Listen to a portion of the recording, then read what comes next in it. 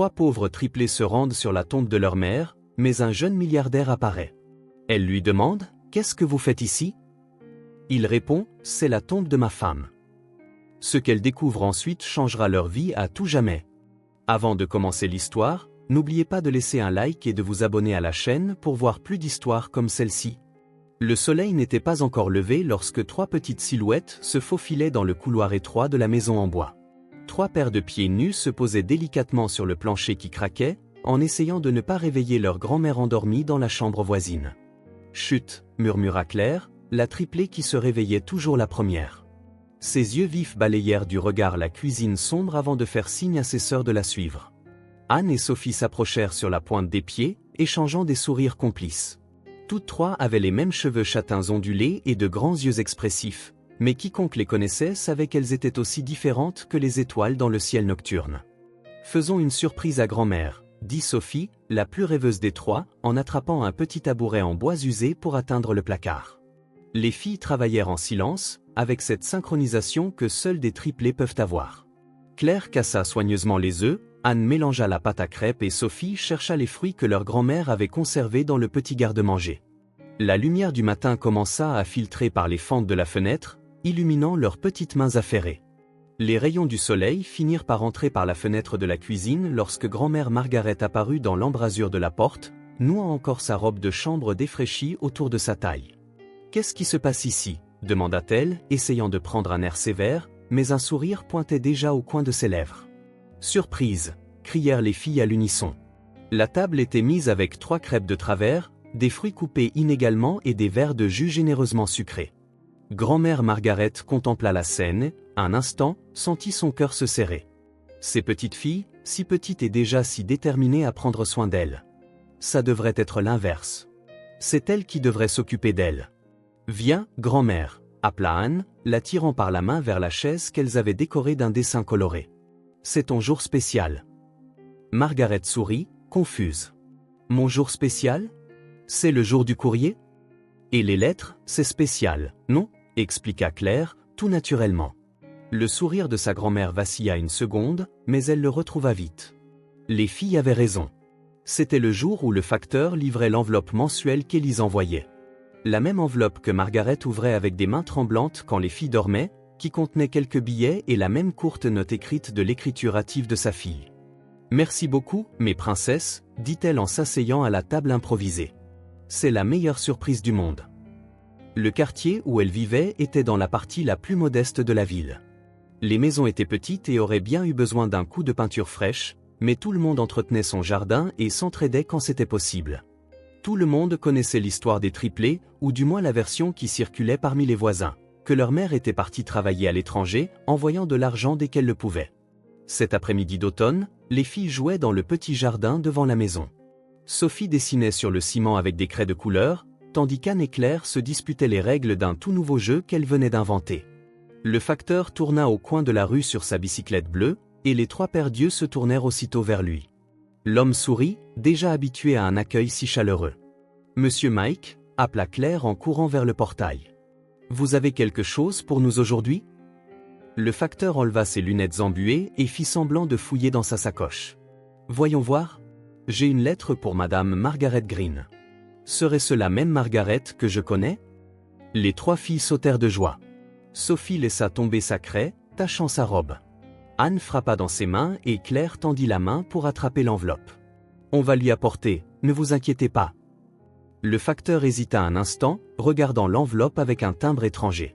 « Je ferais mieux de la remettre directement à votre grand-mère, ma petite. C'est le règlement. » Les filles firent la moue, déçues, mais bientôt elles couraient à l'intérieur en criant « Grand-mère !» Monsieur Mike a apporté une lettre. Une lettre de maman. Margaret apparut sur le pas de la porte, s'essuyant les mains sur son tablier. Ses yeux croisèrent ceux du facteur, qui lui fit un signe de tête discret. Elle comprit le message silencieux, un autre moi, une autre lettre, un autre secret à garder. « Merci, Mike », dit-elle en prenant l'enveloppe et en la glissant rapidement dans la poche de son tablier. « Vous voulez un café ? » « Pas aujourd'hui, Margaret, j'ai encore beaucoup de livraisons à faire. » Le facteur s'agenouilla pour regarder les filles dans les yeux. « Et vous 3, continuez à bien aider votre grand-mère, d'accord ?» Les triplés promirent, faisant signe au facteur qui s'éloignait en pédalant. Margaret regarda l'enveloppe dans sa poche et sentit ce poids familier de la culpabilité. Plus tard, quand les filles dormiraient, elle ouvrirait la lettre, mettrait l'argent dans la vieille boîte à thé tout en haut du placard, et cacherait la note avec toutes les autres, enfermée dans le tiroir de sa commode. La chambre des triplés était petite mais confortable. 3 lits étroits avec des couvre-lits colorés que Margaret avait cousus à la main. Sur le mur, des dessins de 3 petites filles se tenant la main avec une silhouette plus grande, la mère dont elle se souvenait à peine, mais qui remplissait leurs rêves et leurs conversations.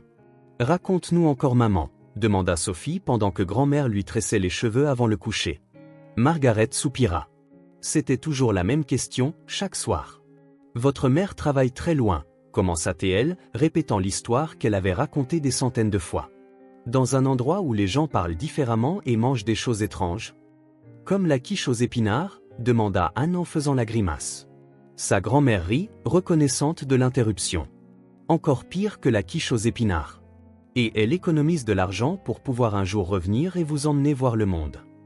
Pourquoi elle n'envoie pas de photos ? Demanda Claire, toujours la plus observatrice. Génie, à l'école, elle reçoit des photos de son papa qui travaille sur des bateaux. Margaret finit de tresser les cheveux de Sophie et l'envoya se coucher. Certaines personnes n'aiment pas prendre de photos, ma chérie. Mais comment on la reconnaîtra quand elle reviendra ? Insista Claire. Je ne me souviens presque plus de son visage. Grand-mère déglutit difficilement. Claire posait toujours les questions les plus dures.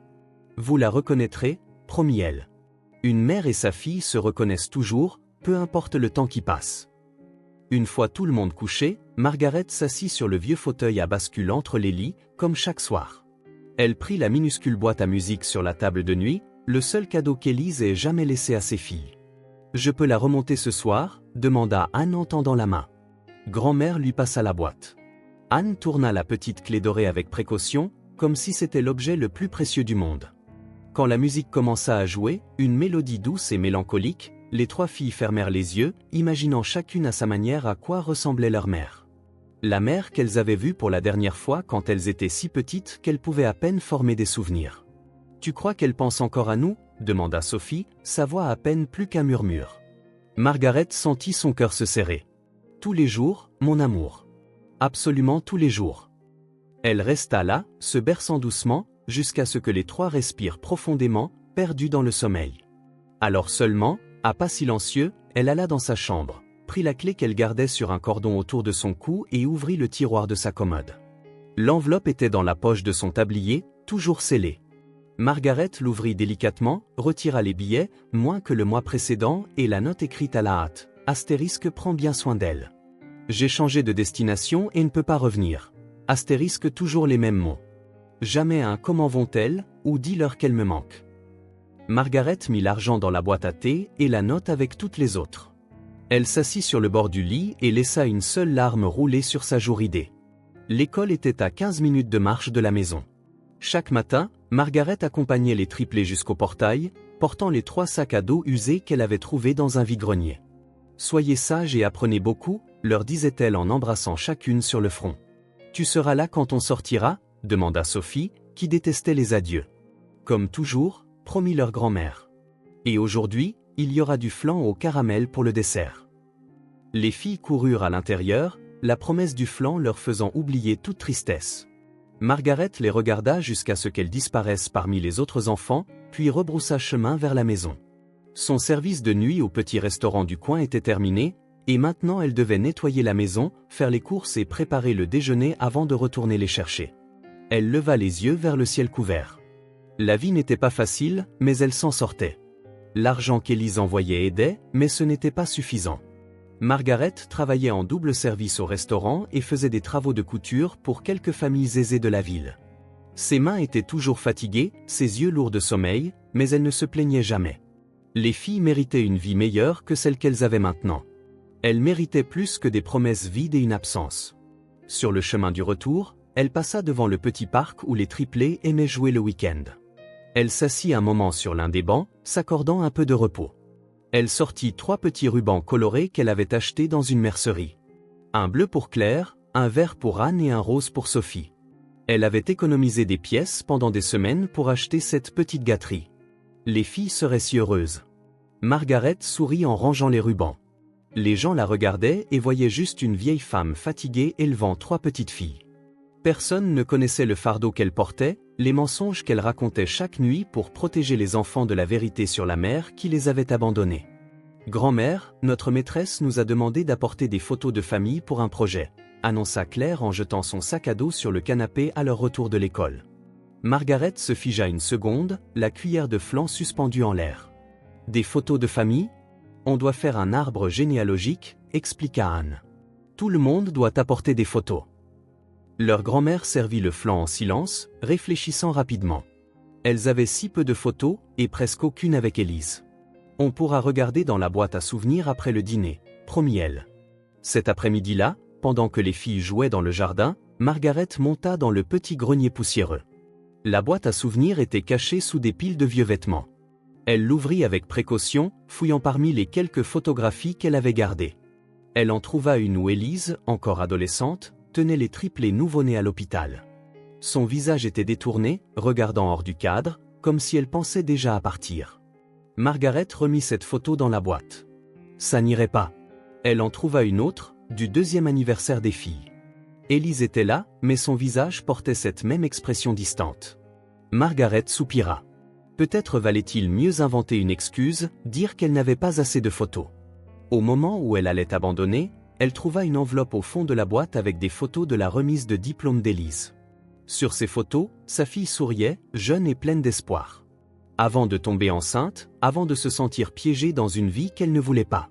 Margaret prit une de ces photos, ainsi que quelques clichés des triplés jouant dans le jardin. Il faudrait que cela suffise.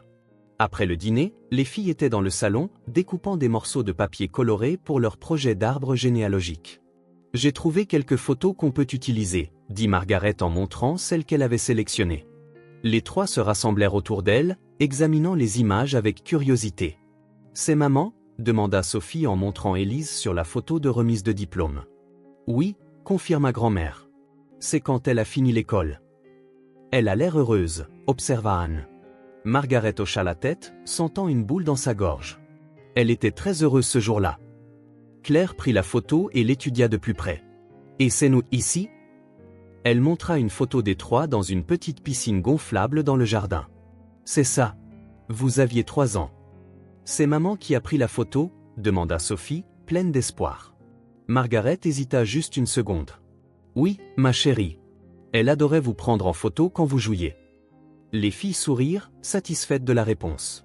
Elles retournèrent à leur arbre généalogique, collant les photos sur le papier coloré et traçant des lignes pour relier les membres de la famille. « Fini !» s'exclama Anne après un moment, le brandissant pour que tout le monde voie. « Notre famille !» Margaret regarda le papier. En haut, elles avaient collé la photo d'Élise. En dessous, elles avaient dessiné 3 petites filles se tenant la main. Et à côté d'elles, au feutre coloré, elles avaient dessiné une silhouette plus âgée aux cheveux gris, la grand-mère. « C'est magnifique », dit Margaret en ravalant la boule dans sa gorge. « Il manque juste papa », commenta Claire. « Tout le monde en a un, non ?» Le sang de leur grand-mère se glaça. C'était la question qu'elle avait toujours redoutée. « Toutes les familles ne sont pas pareilles, ma puce », expliqua-t-elle calmement. « Certaines ont une maman et un papa, d'autres seulement une maman ou seulement un papa. Et d'autres, comme la nôtre, ont une grand-mère et une maman qui travaillent loin. » Les filles semblèrent réfléchir à cela. « Mais comment on est né sans papa ?» persista Claire, toujours celle aux questions difficiles. Margaret prit une profonde inspiration. « Vous en aviez un, mais il est parti avant votre naissance. Il ne savait pas que votre maman vous attendait. » C'était une demi-vérité, pensa Margaret. Élise n'avait jamais révélé qui était leur père, et Margaret ne l'avait jamais pressé pour avoir des détails. « Est-ce qu'il reviendra un jour ?» demanda Sophie, éternelle rêveuse. « Non, ma chérie. Il ne sait pas que vous existez. »« Alors, c'est juste nous », conclut Anne en regardant l'arbre généalogique incomplet. « Juste nous 4. »« Et ce n'est pas une mauvaise chose », déclara Margaret en les serrant toutes les 3 dans ses bras. « Certaines des meilleures familles sont petites. » Claire, cependant, n'avait pas l'air convaincue. « Mais maman reviendra, n'est-ce pas ?» Margaret plongea son regard dans les yeux pleins d'espoir de ses petites filles. Comment pouvait-elle dire non? Que leur mère avait choisi une autre vie? Comment pouvait-elle détruire l'espoir qui les faisait rêver? Un jour, répondit-elle, sentant le poids du mensonge. Un jour, elle reviendra. Plus tard cette nuit-là, une fois les filles enfin endormies, Margaret retourna dans le salon. Elle prit l'arbre généalogique qu'elles avaient fait et le regarda longuement. Avec précaution, elle ouvrit le tiroir du bureau et prit un stylo. À côté du dessin de la grand-mère, elle ajouta des petits cœurs. Parce que c'était ce qu'elles avaient. Non pas une famille grande ou conventionnelle, mais une famille qui, malgré tout, était pleine d'amour. Margaret regarda le projet une dernière fois avant de le placer dans le sac à dos d'Anne pour l'école le lendemain. Les questions devenaient plus difficiles. Les filles grandissaient. Bientôt, l'histoire d'une maman travaillant loin ne suffirait plus. Un autre mensonge, pensa-t-elle. Un autre jour à protéger le secret d'Élise. Combien de temps encore pourrait-elle tenir? Combien de temps encore pourrait-elle protéger les filles de la vérité qui, un jour, devrait inévitablement être révélée? C'était un matin gris quand le téléphone sonna. Margaret était dans la cuisine, préparant le petit déjeuner des filles. Elle s'essuya les mains sur son tablier avant de répondre. « Allô ?» La voix à l'autre bout du fil était formelle, distante. Margaret s'appuya contre le mur en écoutant. Son visage devint pâle. Quand elle raccrocha, elle resta là plusieurs minutes, tenant toujours le téléphone, le regard perdu dans le vide. « Grand-mère, ça va ?» Claire se tenait dans l'embrasure de la cuisine, observant sa grand-mère avec des yeux inquiets. Margaret força un sourire. « Oui, ma chérie. Va chercher tes sœurs pour le petit déjeuner. » Les filles entrèrent dans la cuisine un peu plus tard, encore en pyjama, se frottant les yeux endormis. Elles mangèrent en silence, sentant que quelque chose était différent. Leur grand-mère toucha à peine son assiette. « Vous avez cours d'art plastique aujourd'hui, n'est-ce pas ?» demanda Margaret, essayant de paraître normale. « N'oubliez pas d'apporter votre matériel. » Les filles hochèrent la tête, échangeant des regards confus. Quelque chose n'allait pas, mais elles ne savaient pas quoi.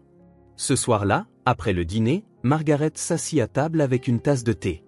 Elle fixa longuement le calendrier accroché au mur. Comment allait-elle le dire aux filles? Comment expliquerait-elle que la mère qu'elles attendaient chaque jour ne reviendrait jamais? Les semaines passèrent.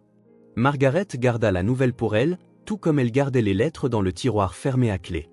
Elle n'avait pas le courage de parler. Les filles continuaient de poser des questions sur leur mère, et elles continuaient d'inventer des excuses. Pendant ce temps, le poids du secret la rongeait de l'intérieur.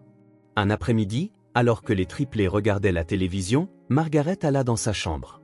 Elle ouvrit le tiroir où elle gardait toutes les lettres d'Élise. Elle relut chacune d'elles, cherchant un indice, un signe qu'elle aurait pu manquer. Rien. Seulement les mêmes mots froids. Astérisque prend bien soin d'elle.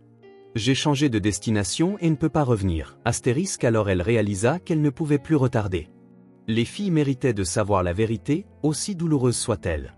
Le dimanche suivant, Margaret demanda aux triplés de mettre leurs plus beaux vêtements. « On sort ?» demanda Sophie, excitée. « Oui » répondit sa grand-mère, essayant de garder sa voix stable. « Nous avons quelque chose d'important à faire aujourd'hui. » Les filles se préparèrent rapidement, pensant qu'il s'agissait peut-être d'une sortie spéciale, un pique-nique au parc ou une visite chez le glacier. Elles mirent leur robe préférée et Margaret leur attacha les cheveux avec les rubans colorés qu'elle avait achetés des mois auparavant. Quand elles furent toutes prêtes, grand-mère les appela dans le salon. « Il faut qu'on parle », dit-elle en s'asseyant sur le canapé et en leur faisant signe de faire de même.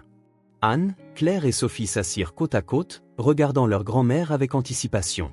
Margaret prit une profonde inspiration avant de commencer. « Vous vous souvenez comment je vous ai toujours dit que votre maman travaillait loin ?» Trois têtes hochèrent à l'unisson. Eh bien, ce n'était pas toute la vérité. Elle marqua une pause, cherchant les mots justes. « Votre mère, elle est partie de son plein gré. Elle pensait que vous auriez une meilleure vie ici, avec moi. » Les filles restèrent silencieuses, absorbant l'information. Claire fut la première à parler. « Alors, elle ne travaillait pas dans un autre pays ? » « Non, ma chérie. »« Elle ne voulait plus être notre maman ?» demanda Anne, sa voix petite et tremblante. Margaret sentit son cœur se contracter. « Ce n'est pas si simple. Votre maman était très jeune quand vous êtes née. Elle n'était pas prête à être mère. Mais elle tenait à vous. C'est pour ça qu'elle envoyait de l'argent chaque mois pour aider à prendre soin de vous. »« Alors elle va revenir un jour ?» demanda Sophie, toujours pleine d'espoir. C'est à ce moment-là que Margaret sentit les larmes lui échapper. Elle prit les mains des trois filles. « Non, mon amour. Votre maman, elle a eu un accident. Elle est décédée il y a quelques semaines. Un silence de plomb tomba sur elles. Les filles regardèrent leur grand-mère comme si elles ne pouvaient pas comprendre ce qu'elle disait. Est-ce que « décédée » ça veut dire qu'elle est morte ? Demanda Sophie doucement. Margaret hocha la tête, incapable de parler. Comme notre tortue, insista Sophie. Elle est allée au ciel et elle ne reviendra pas ? Oui, ma chérie. Juste comme la tortue. Des larmes commencèrent à couler sur le visage de Sophie. Anne la serra dans ses bras, pleurant aussi. Claire resta immobile, pâle, sans larmes. « Pourquoi tu ne nous l'as pas dit avant ?» demanda-t-elle, sa voix étrangement calme. « J'essayais de vous protéger, » expliqua Margaret.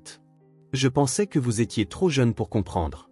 Que ce serait mieux si vous croyiez qu'elle reviendrait un jour. » Claire se leva du canapé. « Tu nous as menti. » « Claire, » commença grand-mère. « Tu as menti, » cria la fille, les larmes débordant enfin. « Tu as dit qu'elle reviendrait. Tu l'avais promis. » Margaret enlaça sa petite fille, sentant son petit corps trembler de sanglots. Bientôt, Anne et Sophie rejoignirent l'étreinte. Toutes les quatre restèrent ainsi longtemps, pleurant ensemble. Pour la mère partie, pour la vérité qui blessait, et pour les promesses qui ne seraient jamais tenues. Plus tard ce jour-là, toutes les quatre étaient dans un taxi en direction du cimetière. Margaret avait expliqué qu'il était important de dire au revoir, que cela les aiderait à comprendre que leur mère était vraiment partie. Le cimetière était un endroit paisible, avec de grands arbres et des fleurs colorées. Pas du tout l'endroit effrayant que les filles avaient imaginé. Margaret tenait un petit bouquet de lys blanc, les fleurs préférées d'Élise, expliqua-t-elle. Elles marchèrent le long d'un chemin de pierre jusqu'à une simple pierre tombale. Elles portaient le nom complet de leur mère, Élise Green, ainsi que ses dates de naissance et de décès. « C'est ici qu'elle est maintenant », dit Margaret doucement. Les filles fixèrent la pierre en silence. Il était difficile de croire que la mère qu'elles avaient imaginée pendant tant d'années, la figure presque mythique de leur fantasme, était là, sous terre. « On peut laisser des fleurs pour elle ?» demanda Anne. « Bien sûr », répondit sa grand-mère en leur tendant les lys pour les placer sur la tombe. Sophie s'agenouilla et toucha les lettres gravées sur la pierre. « Est-ce qu'elle peut nous entendre ?» « Certaines personnes le croient, » dit Margaret.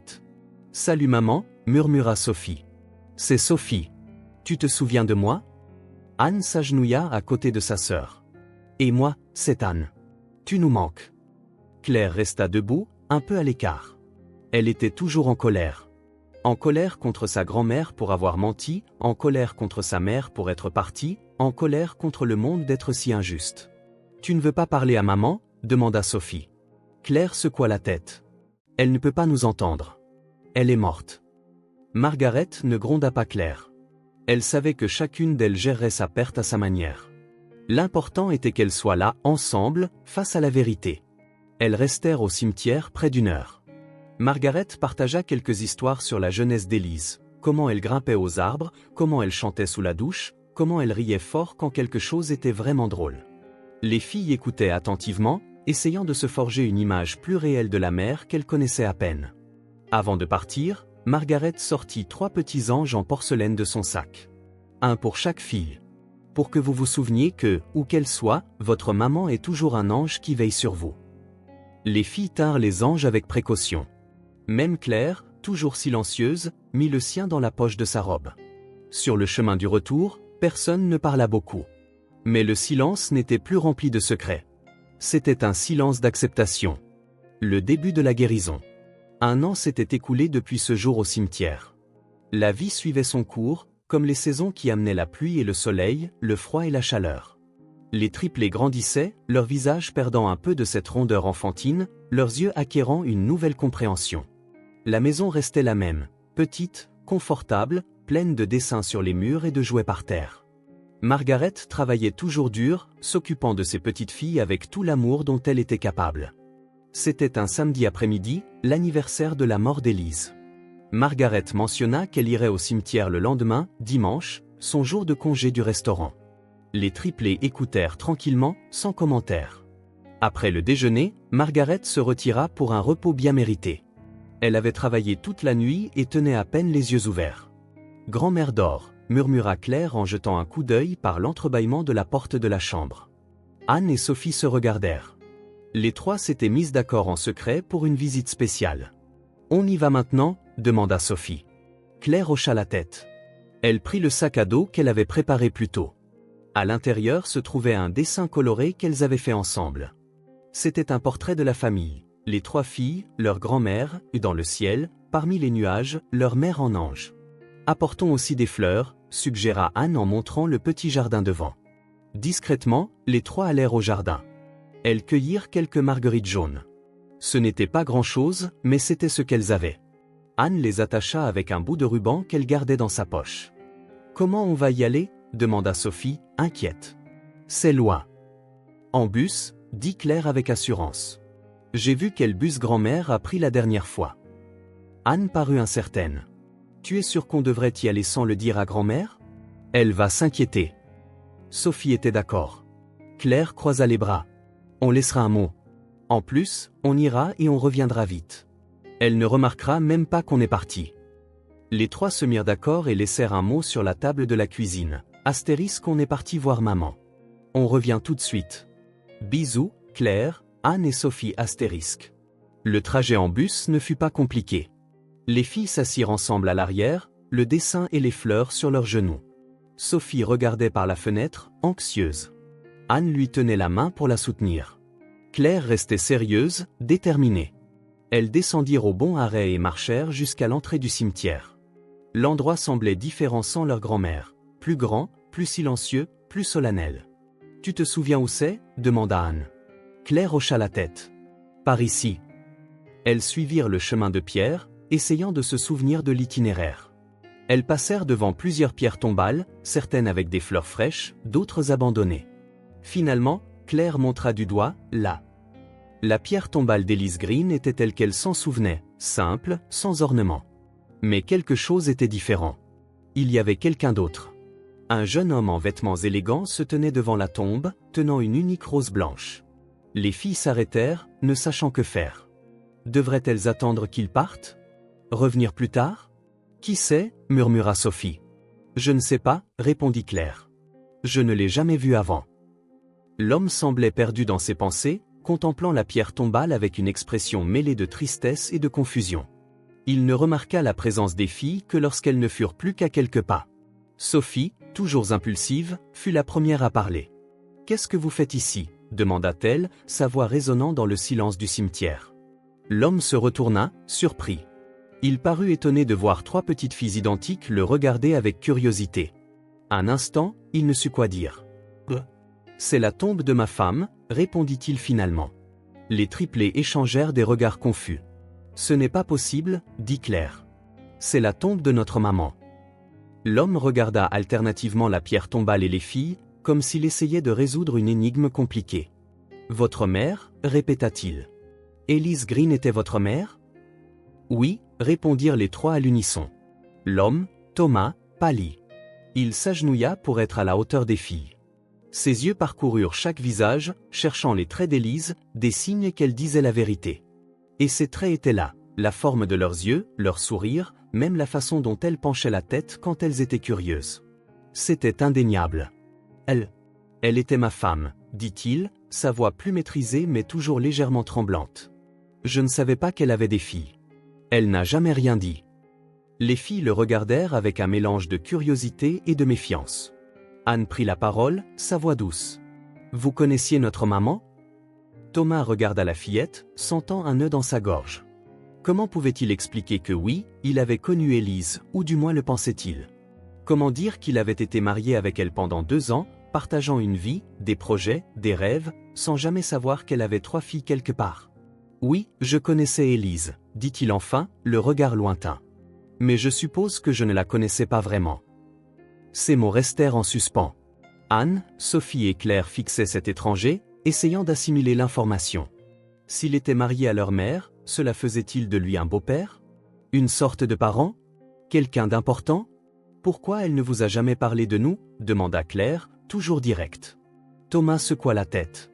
Je ne sais pas. Vraiment pas.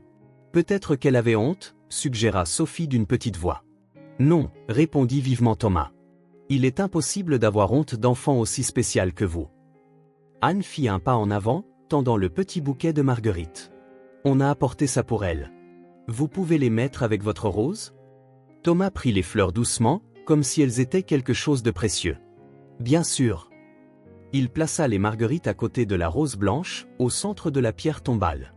Les simples fleurs du jardin contrastaient avec la rose parfaite du fleuriste, mais ensemble, elles formaient un arrangement qui semblait juste, d'une certaine manière. On a aussi apporté ça, dit Claire en sortant le dessin de son sac à dos. On l'a fait toutes les trois. Thomas prit le papier et l'examina.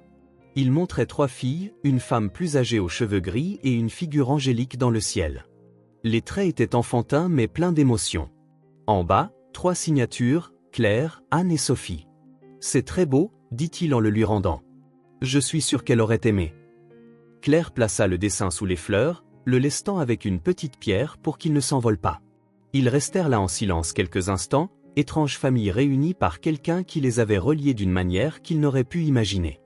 Thomas se releva lentement, encore sous le choc de la révélation. « Je dois y aller, dit-il, la voix lointaine. C'était agréable de vous rencontrer. » Il fit un adieu discret et commença à s'éloigner. Il fit quelques pas, puis s'arrêta et jeta un regard en arrière. Les 3 filles étaient agenouillées près de la tombe, murmurant des choses qu'ils ne pouvaient pas entendre. L'image le frappa avec une force surprenante. Ces enfants faisaient partie d'Élise, partie de quelqu'un qu'il avait profondément aimé. Thomas secoua la tête, toujours incrédule. Comment était-ce possible? Comment Élise avait-elle gardé ce secret? Quoi d'autre avait-elle caché? Il regarda les filles encore quelques minutes. Elles se levèrent et se préparèrent à partir. Sans trop réfléchir, Thomas les suivit à distance. Il ne savait pas pourquoi, mais il sentait qu'il devait en savoir plus sur elle, sur la vie qu'Élise avait laissée derrière elle. Les triplés marchèrent jusqu'à l'arrêt de bus, discutant avec excitation de l'étrange rencontre. Elle semblait si libre, si innocente, complètement inconsciente du tourbillon émotionnel que leur rencontre avait provoqué chez Thomas. Il attendit qu'elle monte, puis prit le même bus, s'asseyant plusieurs rangées derrière. Personne ne le remarqua. Les filles étaient occupées à discuter du dessin qu'elles avaient laissé, se demandant si leur mère pouvait le voir d'où elle était, se demandant si l'homme étrange était vraiment son mari. Thomas regarda le paysage changer par la fenêtre, passant d'un quartier plus agréable à des zones de plus en plus modestes. Les filles descendirent dans un quartier humble, avec de petites maisons et des jardins bien entretenus. Il descendit aussi, gardant une distance de sécurité. Les 3 marchèrent dans une rue étroite et entrèrent dans une maison en bois bleu clair avec un petit jardin devant, le même jardin où elles avaient cueilli les marguerites. Thomas se tint de l'autre côté de la rue, fixant la maison. Elle était si différente du manoir où lui et Élise avaient vécu. Un tout autre monde. Qu'est-ce qui avait poussé Élise à abandonner ses filles? Pourquoi ne les avait-elle jamais mentionnées? Se pourrait-il qu'elle ait prévu de revenir un jour? Soudain, une femme âgée apparut à la fenêtre de devant. Cheveux gris en chignon simple, visage marqué par le temps. Elle regardait dehors avec anxiété, ayant probablement juste réalisé que les filles étaient sorties sans permission. Thomas vit comment les 3 coururent l'embrasser. Il vit le soulagement sur le visage de la vieille femme, l'amour dans ses yeux. Ce devait être la grand-mère. La personne qui avait élevé les filles d'Élise. Celle qui était restée quand Élise avait décidé de partir. Il sentit un nœud dans sa poitrine. Cette famille, si différente de la sienne, semblait si unie, si authentiquement aimante. Thomas était un homme riche, puissant, habitué à obtenir tout ce qu'il voulait. Pourtant, à cet instant, regardant par la fenêtre, il se sentit étrangement vide. Il partit sans dire un mot, mais l'image de cette famille resta gravée dans son esprit. Il retourna à sa luxueuse maison, à sa vie de privilège, mais quelque chose en lui avait changé. Dans les jours qui suivirent, Thomas essaya de reprendre sa routine normale. Réunions, affaires, engagements sociaux. Tout semblait pareil, mais rien n'avait le même goût. Ses pensées dérivaient constamment vers ces 3 petites filles identiques, la femme âgée à la fenêtre, la maison bleue avec le jardin de marguerites. Un soir, seul dans son bureau, Thomas sortit une des photos d'Élise qu'il gardait dans un tiroir. Il contempla le visage de la femme qu'il avait aimée, cherchant un signe, un indice du secret qu'elle avait gardé. « Pourquoi, Élise ?» demanda-t-il à voix haute. « Pourquoi tu ne m'as jamais rien dit ?» Bien sûr, il n'y eut pas de réponse. Seulement le silence de la nuit et le poids d'une découverte qui avait bouleversé sa vie. Thomas savait qu'il devrait laisser tomber, passer à autre chose. Ces filles n'étaient pas sa responsabilité. Il n'était même pas certain de croire qu'elles étaient vraiment les filles d'Élise, bien que la ressemblance fût indéniable. Mais quelque chose l'empêchait de simplement oublier. Peut-être était-ce la curiosité, ou un sentiment de devoir envers la mémoire d'Élise. Ou peut-être était-ce le souvenir de ses trois pères Dieu le regardant si innocemment au cimetière. Thomas rangea la photo d'Élise dans le tiroir et prit une décision. Il en découvrirait plus sur les triplés. Il essaierait de comprendre pourquoi Élise avait abandonné ses propres filles. Et peut-être, juste peut-être, trouverait-il une certaine paix dans ce processus. Regardant la ville en contrebas depuis la fenêtre de son bureau, Thomas ressentit quelque chose qu'il n'avait pas ressenti depuis longtemps, un but. Anne, Claire et Sophie. Trois prénoms qu'il ne pouvait chasser de son esprit. Trois petites filles qui étaient apparues dans sa vie comme des fantômes du passé d'Élise. Trois petits mystères qu'il se sentait obligé de démêler. Thomas ne savait pas ce que l'avenir lui réservait, ni comment cette découverte changerait sa vie. Mais il savait, avec une certitude inexplicable, que sa rencontre avec ses enfants au cimetière n'était pas une coïncidence, et que, d'une manière ou d'une autre, le destin les avait placés sur son chemin pour une raison.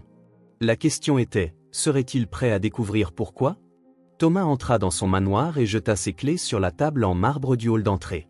Le son résonna dans l'espace vide. Depuis la mort d'Élise, la maison semblait trop grande, trop froide. Mais aujourd'hui, après la rencontre au cimetière, tout semblait différent. Les murs qui avaient été témoins de son mariage avec Élise détenaient maintenant un secret qu'il n'avait jamais soupçonné. Thomas monta les escaliers jusqu'à la chambre qu'il partageait avec sa femme. Il avait laissé toutes ses affaires intactes, ses parfums sur la coiffeuse, ses vêtements dans l'armoire, ses livres sur l'étagère. La gouvernante avait demandé plusieurs fois si elle pouvait tout ranger, mais il avait toujours refusé. C'était sa façon de la garder près de lui. Maintenant, cependant, il regardait ces objets comme s'ils appartenaient à une étrangère. Il s'assit sur le lit et prit la photo encadrée de la table de nuit. Élise y souriait pendant leur lune de miel. Ce sourire l'avait conquis dès leur rencontre, et maintenant il semblait cacher tant de choses. « Comment as-tu pu » murmura-t-il à la photo. « Comment as-tu pu cacher quelque chose d'aussi important » Thomas reposa le cadre et alla vers l'armoire. Il ouvrit les portes et vit les vêtements d'Élise, tous bien rangés par couleur, tous de marque chère. Il avait insisté pour lui offrir tout ça. L'Élise qu'il connaissait aimait les vêtements élégants, les dîners chics et les voyages internationaux. Comment la même femme pouvait-elle avoir trois petites filles vivant dans une modeste maison à l'autre bout de la ville? Il ouvrit un tiroir où elle gardait des documents personnels. Peut-être y avait-il quelque chose qui pourrait expliquer. Il tria des papiers, des certificats, des cartes d'anniversaire. Rien sur les filles. Aucun indice de leur existence. Thomas referma le tiroir et retourna dans la chambre. Il s'assit dans le fauteuil près de la fenêtre, où il lisait avant de dormir. De là, il pouvait voir le jardin qu'Élise aimait tant. Il se souvint comment elle passait des heures à s'occuper des roses, comme elle était heureuse quand elles fleurissaient. Était-ce réel, ou juste une partie du personnage qu'elle avait créé? Son téléphone sonna, interrompant ses pensées.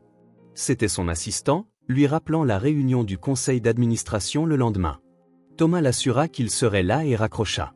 Comment pouvait-il se concentrer sur les affaires maintenant? Trois filles, murmura-t-il, toujours incrédule. Trois petites filles identiques.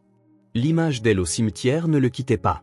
Leurs yeux curieux, leurs robes simples mais soignées, le dessin qu'elles avaient fait avec tant d'amour. Et cette question innocente, vous connaissiez notre maman? Thomas se dirigea vers son bureau. Il s'assit et ouvrit son ordinateur portable. Il tapa « Élise Green » et chercha. Rien au-delà de ce qu'il savait déjà, quelques photos d'événements sociaux, des mentions d'œuvres caritatives qu'ils avaient faites ensemble. Aucune trace de son passé, de sa vie avant lui. Quand ils s'étaient rencontrés, Élise travaillait comme réceptionniste dans un hôtel de luxe.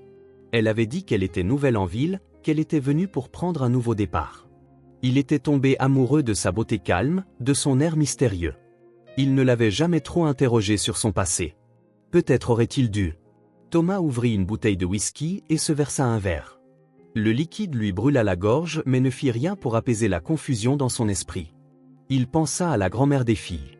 Comment avait-elle dû se sentir quand Élise était partie? Était-elle en colère, pleine de ressentiment, ou juste triste? Comment avait-elle expliqué à ses petites filles que leur maman ne reviendrait pas? Et les filles? Comment avaient-elles grandi sans connaître la vérité sur leur mère, vivant avec des histoires inventées et des promesses vides? Thomas prit une autre gorgée de whisky. Il se souvint de conversations avec Élise sur le fait d'avoir des enfants. Elle avait toujours esquivé le sujet, dit qu'elle n'était pas prête, qu'elle voulait plus de temps juste pour eux deux. Il avait respecté cela, ne l'avait jamais pressé. Et pendant tout ce temps, elle avait déjà 3 filles. « Comment as-tu pu nous faire ça, Élise » demanda-t-il à la pièce vide. « À elles et à moi. » Thomas passa une main fatiguée sur son visage. Il était épuisé, mais il savait qu'il ne dormirait pas. Il y avait trop de questions sans réponse, trop d'émotions contradictoires. Il se dirigea vers la fenêtre. Le ciel nocturne était clair, plein d'étoiles. Il se rappela comment Claire avait regardé le ciel avant de quitter le cimetière, comme si elle cherchait sa mère parmi les constellations. Alors, quelque chose changea en lui. La colère et la confusion ne disparurent pas, mais elles cédèrent la place à un nouveau sentiment, la responsabilité. Ses enfants faisaient partie d'Élise, et Élise, malgré tout, avait été une partie importante de sa vie. Thomas ferma les yeux et prit une profonde inspiration. Il ne pouvait pas changer le passé ni les choix d'Élise, mais il pouvait faire quelque chose pour l'avenir de ses enfants. Il se rassit à son bureau et prit une feuille de papier. Il nota ce qu'il savait des filles. Prénoms, Claire, Anne, Sophie.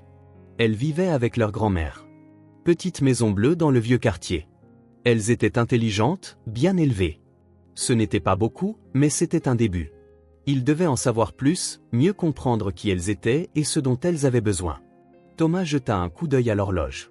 Il était trop tard pour faire quoi que ce soit maintenant. Demain, après sa réunion, il irait à cette maison. Parlerait à leur grand-mère. Proposerait de l'aide. Il n'était pas sûr de ce qu'il dirait, ni comment elle réagirait. Peut-être qu'elle ne voudrait même pas le voir. Peut-être que les filles ne se souviendraient pas de lui. Mais il devait essayer. Pour la première fois depuis longtemps, depuis la mort d'Élise, Thomas sentit qu'il avait un but. Quelque chose au-delà des réunions d'affaires et des responsabilités habituelles.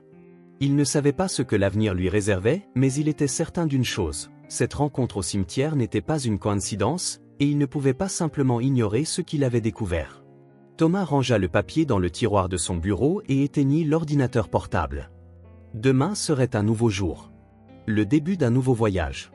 Un voyage qui, il le sentait pour des raisons qu'il ne pouvait expliquer, était son destin. Thomas gara sa voiture importée à une distance discrète de la Maison Bleue. Il ne voulait pas attirer l'attention dans ce quartier modeste où son véhicule détonnait comme un bijou parmi des pierres ordinaires. Il marcha lentement, répétant mentalement ce qu'il dirait quand il atteindrait enfin le petit portail en bois. Il hésita. Et si la grand-mère ne voulait pas le voir? Et si les filles avaient peur de lui? Comment expliquerait-il sa présence là? Il prit une profonde inspiration et frappa 3 fois.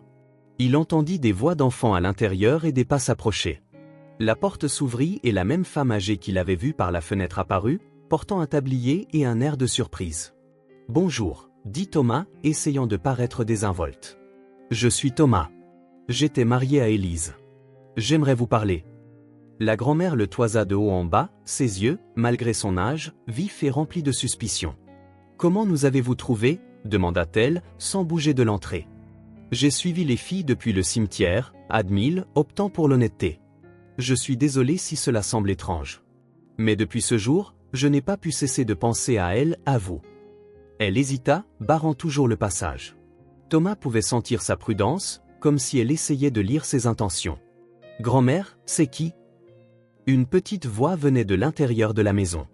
La vieille femme soupira, après un moment qui sembla durer une éternité, s'écarta. « Entrez » dit-elle simplement. « Nous prenions le thé. » Thomas traversa le petit porche et entra dans le salon. C'était modeste, mais propre et organisé. Un canapé usé, une table basse avec de nombreuses marques, des rideaux simples mais bien entretenus. Les murs étaient couverts de dessins d'enfants, fixés avec du ruban adhésif de couleurs vives.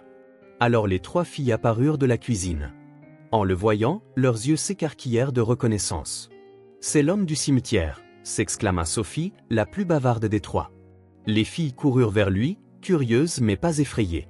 Thomas se sentit soudain maladroit, ne sachant pas comment interagir avec des enfants. « Bonjour » dit-il en se mettant à leur niveau. « Vous vous souvenez de moi » Le mari de maman, dit Claire en l'examinant de son regard perçant. « Vous avez dit que vous ne saviez pas pour nous. » Thomas déglutit. « C'est exact. Je ne savais pas. Et je suis ici pour comprendre. » La grand-mère, qui avait observé la scène avec prudence, fit un geste vers la petite table du salon. « Asseyons-nous. » Les filles, apportez une autre tasse pour Monsieur Thomas. « Juste Thomas, s'il vous plaît » corrigea-t-il doucement. Les filles coururent à la cuisine, excitées par le visiteur inattendu. Thomas regarda de plus près le salon. Il y avait des jouets improvisés, des poupées de chiffon, une petite voiture faite de boîtes de conserve, des blocs de bois peints à la main. Avec les dessins, il y avait aussi quelques photos au mur, des clichés des triplés à différents âges, toujours souriantes, toujours ensemble. Bientôt, Anne revint avec une tasse en céramique dépareillée. Elle la posa devant Thomas avec soin, fière de sa tâche. « C'est la tasse spéciale », expliqua-t-elle. « On ne l'utilise que lorsqu'un invité important vient. » La simplicité de ce geste le toucha profondément. Dans son monde de luxe et de sophistication, une tasse dépareillée ne serait jamais offerte à un invité. Ici, c'était un symbole d'honneur. La grand-mère versa le thé, ses mouvements stables et gracieux malgré les rides sur ses mains travailleuses. Margaret Greene se présenta-t-elle enfin. La mère d'Élise. Thomas Blackwood, répondit-il. C'est un plaisir de vous rencontrer, malgré les circonstances. Les filles s'assirent sur le tapis près de la table, regardant Thomas comme s'il était une créature rare en exposition. « Vous avez une grande maison ?» demanda Sophie. Sophie la réprimanda sa grand-mère. « Ne sois pas indiscrète. » Thomas sourit. « Ce n'est pas grave. Oui, j'ai une assez grande maison. Trop grande pour une seule personne, en fait. »« Maman habitait là avec vous ?» demanda Claire. Thomas hocha la tête, sentant ce nœud familier dans sa gorge. « Oui. Pendant 2 ans. » Margaret posa sa tasse et regarda Thomas droit dans les yeux. « Élise ne vous a jamais parlé des filles, dit-elle. »« Ce n'était pas une question. »« Jamais, confirma-t-il. »« Si elle l'avait fait ?» Il ne termina pas la phrase, mais les mots non dits restèrent en suspens. Si elle lui avait dit, tout aurait été différent. Pour eux tous. Margaret commença à parler, comme si un barrage avait cédé. Elle expliqua comment Élise était tombée enceinte jeune, comment elle avait eu les triplés et vite réalisé qu'elle n'était pas prête pour la maternité. Comment elle avait laissé les filles à sa grand-mère temporairement, envoyant de l'argent chaque mois mais ne revenant jamais les voir. Comment elle avait disparu pendant des années, n'envoyant que ses courtes notes impersonnelles. La dernière fois que j'ai eu de ses nouvelles avant l'appel téléphonique concernant son accident, c'était qu'elle s'était mariée avec un homme d'affaires, termina Margaret. Je n'aurais jamais imaginé qu'un jour, vous frapperiez à notre porte. Thomas écoutait en silence, absorbant chaque mot, chaque détail d'une histoire qui était, d'une certaine manière, aussi la sienne. Pendant que grand-mère parlait, les filles commencèrent à jouer par terre. Sophie se mit à dessiner, Anne aligna des cailloux colorés et Claire feuilleta un livre d'histoire, jetant parfois un coup d'œil à Thomas. Il les regardait, fasciné, comme s'il voyait 3 versions de la même personne. Chacune avait sa personnalité, ses choses préférées, mais toutes portaient des traits indéniables d'Élise. La forme de leurs yeux, se penchant de tête quand elle se concentrait, le sourire. Quand Margaret eut fini, Thomas se retrouva sans mots. Que pouvait-il dire? Qu'il était désolé? Qu'il voulait aider? Rien ne semblait adéquat face à l'ampleur de ce qu'il venait d'apprendre. « Je ne suis pas venu ici pour juger Élise, dit-il finalement. Ni pour interférer dans votre vie. Je suis venu parce que j'ai senti que je devais les connaître. Mieux les connaître. » Margaret l'étudia de ses yeux perçants. « Et maintenant que vous nous avez rencontrés ?» Thomas regarda les filles, toujours en train de jouer, inconscientes de la conversation des adultes. Quelque chose changea en lui à ce moment-là, comme une clé tournant dans une serrure longtemps rouillée. « Maintenant, j'aimerais faire partie de leur vie. Si vous me le permettez, répondit-il sincèrement. Je ne sais pas comment, ni exactement ce que je peux offrir, mais je sens que je le leur dois. Et que je me le dois à moi-même. » Margaret ne répondit pas immédiatement. Thomas pouvait voir le conflit sur son visage. Elle était la gardienne de ses enfants, la seule figure constante dans leur vie. Il était un étranger, relié à elle uniquement par un mariage avec la mère qui les avait abandonnés. Elles ont besoin de stabilité, dit finalement Margaret. Pas de promesses qui ne seront pas tenues. Je comprends, acquiesça Thomas. Et je respecte cela. Je ne promets pas ce que je ne peux pas tenir.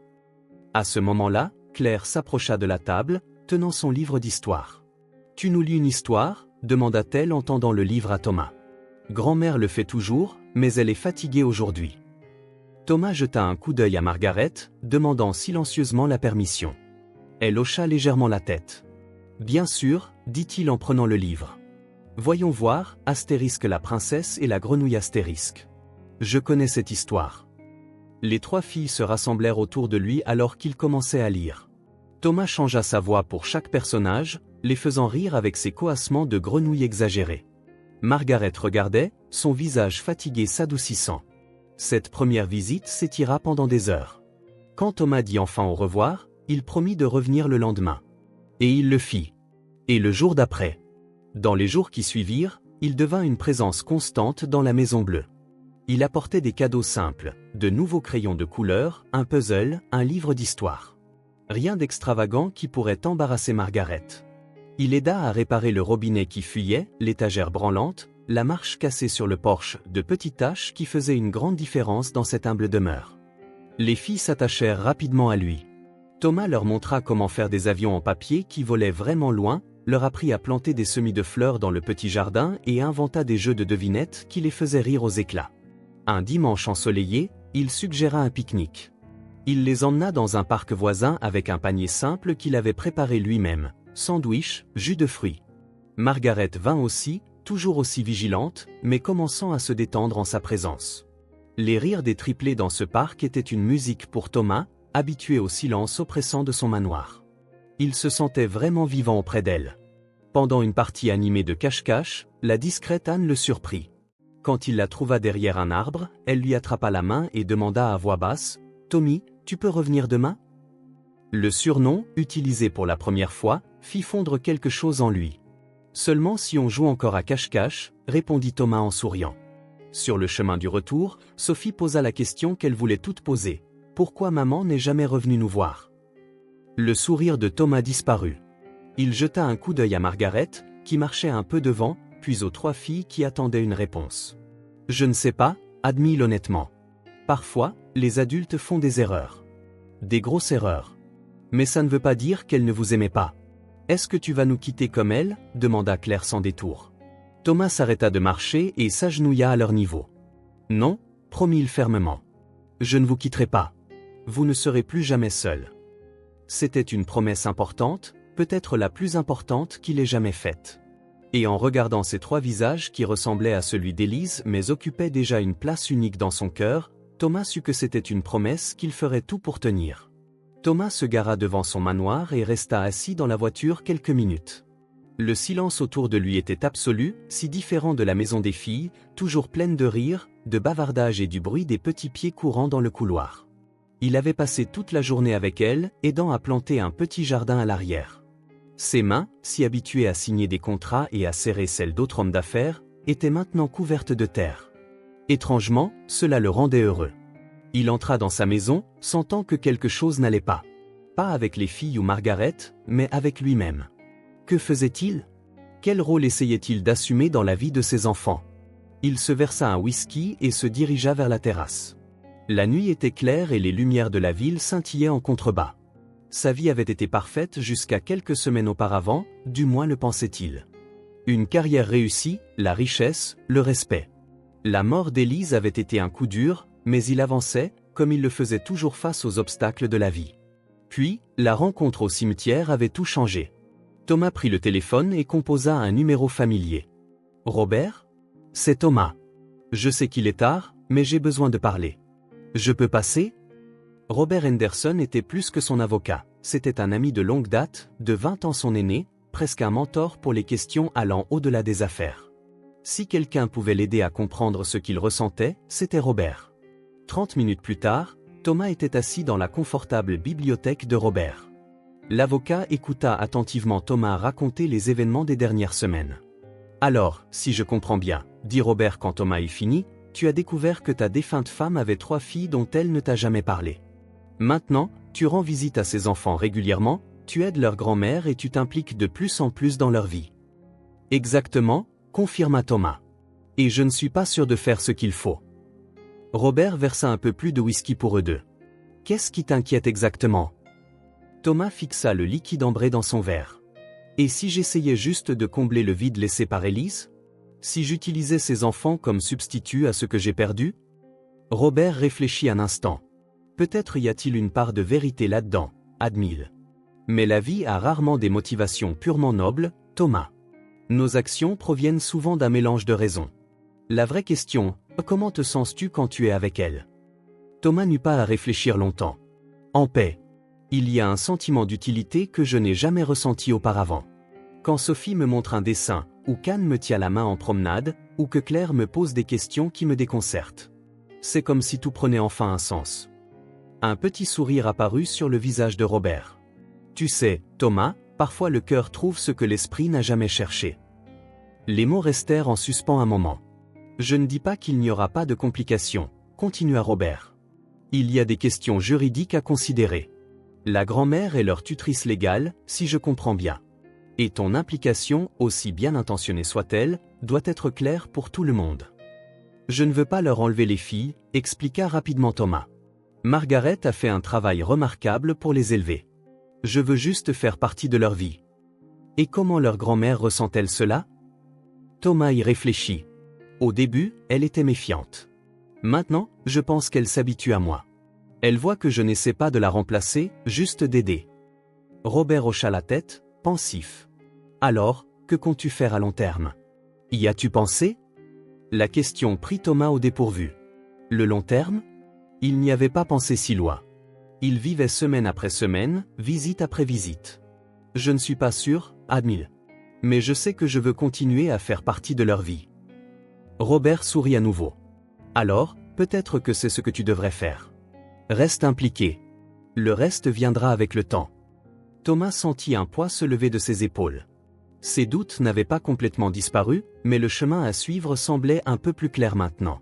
Merci, Robert, dit-il en finissant son verre. Comme toujours, tu m'aides à voir les choses plus clairement.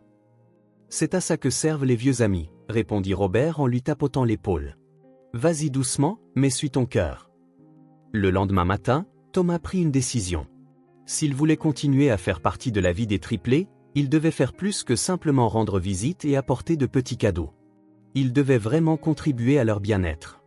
Il avait remarqué que Margaret se frottait souvent le dos, comme si elle avait mal. Quand il lui avait posé la question, elle avait balayé cela d'un revers de main, disant qu'elle était juste fatiguée. Mais Thomas soupçonnait quelque chose de plus sérieux. Margaret a besoin d'un médecin, commenta-t-il à Claire, qui semblait la plus perspicace des trois.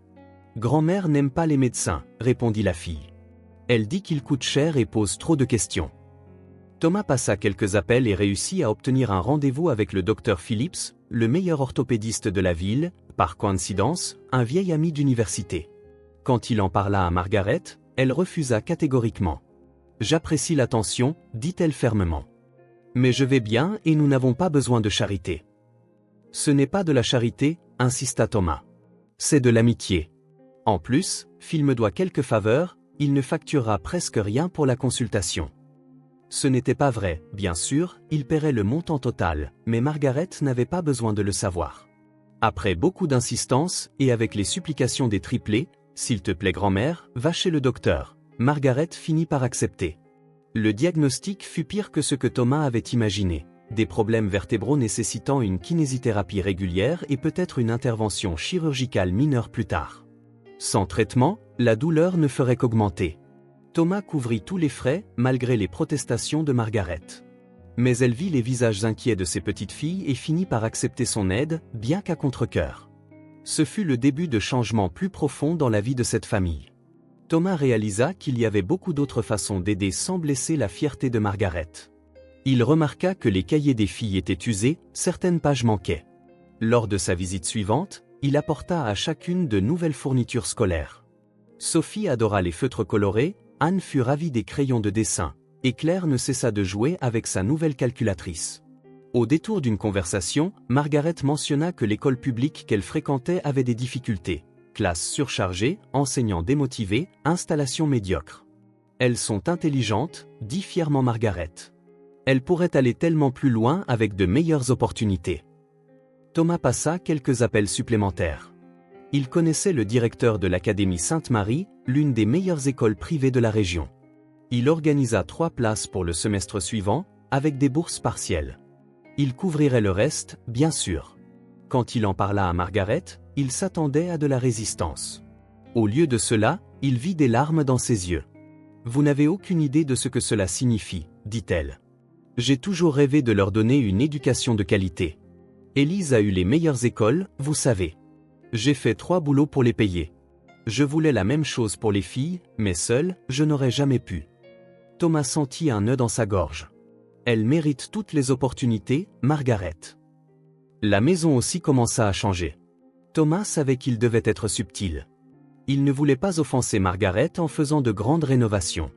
Il commença par de petites choses. Un nouveau réfrigérateur quand l'ancien tomba en panne, de nouveaux rideaux pour le salon, une télévision plus moderne pour remplacer l'ancienne qui fonctionnait à peine. Au fil du temps, d'autres améliorations suivirent. Une nouvelle machine à laver, une table à manger plus grande, un canapé confortable. La maison devint plus lumineuse, plus vivante. Les filles étaient heureuses des changements, mais encore plus heureuses de la présence continue de Thomas. Le week-end, il organisait des sorties spéciales pour elles. Un samedi, il les emmena à la bibliothèque pour enfants où elles passèrent des heures à explorer les livres. Sophie adorait les histoires de princesses, Anne préférait les livres sur les animaux, et Claire se perdit dans la section scientifique. Un autre week-end, ils visitèrent un musée de jouets anciens. Les filles s'émerveillèrent devant les carrousels miniatures, les poupées en porcelaine et les petits trains qui fonctionnaient encore. « Regarde Tommy !» criait Sophie à chaque nouvelle découverte. Le surnom était devenu naturel pour toutes. Il les emmena aussi à un lac voisin où il leur apprit à faire des ricochets. Claire était la meilleure, réussissant jusqu'à 5 sauts avec les pierres plates qu'elle choisissait soigneusement. À la maison, Thomas remarqua 3 vieux vélos dans la remise du jardin. « Elles n'ont jamais appris à en faire », expliqua Margaret. « On a eu les vélos d'occasion, mais je manquais de temps et de patience pour leur apprendre. » Thomas prit la tâche à cœur avec enthousiasme. Les dimanches après-midi, il emmenait chaque fille dehors dans la rue calme devant la maison. Il tenait fermement la selle pendant qu'elle pédalait, timide au début, puis plus confiante. « Ne lâche pas !» criait Anne, la plus craintive des 3. « Je suis là !» l'assurait Thomas. « Je ne lâcherai pas tant que tu ne seras pas prête. » Les chutes étaient inévitables, mais les filles apprirent vite. Le moment où chacune réussit enfin à rouler seule fut une petite victoire que Thomas chérit. La nuit, en rentrant dans son manoir vide, Thomas sentait la différence entre les 2 mondes qu'il habitait maintenant. Le contraste était saisissant. Là-bas, tout était luxueux, spacieux, silencieux. Ici, tout était simple, exigu, bruyant. Pourtant, il se retrouvait de plus en plus attiré par le chaos chaleureux de la maison des triplés. Un soir, il eut une idée. Il sortit son téléphone et commença à enregistrer. Il était une fois 3 princesses qui vivaient dans un royaume lointain. Elles n'étaient pas des princesses ordinaires, car elles avaient le même visage, les mêmes yeux curieux, le même sourire qui illuminait la journée de tout. Il créa une courte histoire sur le courage et l'amitié, inspirée par les triplés. Le lendemain, lorsqu'il visita la Maison Bleue, il tendit son téléphone à Margaret. « J'ai pensé qu'elles aimeraient peut-être entendre une histoire avant de dormir », expliqua-t-il, l'air un peu timide. Margaret lança l'audio ce soir-là. Les filles écoutèrent dans un silence complet, reconnaissant la voix de Thomas, souriant quand elles réalisèrent que l'histoire parlait d'elles. « Encore », supplia Sophie quand ce fut terminé. Ainsi naquit une nouvelle tradition. Chaque soir, Thomas enregistrait une histoire pour les triplés. Il racontait des histoires d'animaux courageux, d'enfants surmontant des obstacles, d'amis s'entraidant. Chaque histoire portait un message de gentillesse, de courage ou d'amour. Margaret remarqua que ces histoires étaient plus qu'un simple divertissement. C'était la façon de Thomas d'être présent même quand il ne pouvait pas venir. La façon dont il parlait aux filles, avec un respect et une affection sincère, montrait que son intérêt allait au-delà de la simple curiosité ou d'un sentiment de devoir. Peu à peu, la méfiance initiale de la grand-mère se transforma en acceptation, puis en appréciation, et enfin en une sorte de partenariat.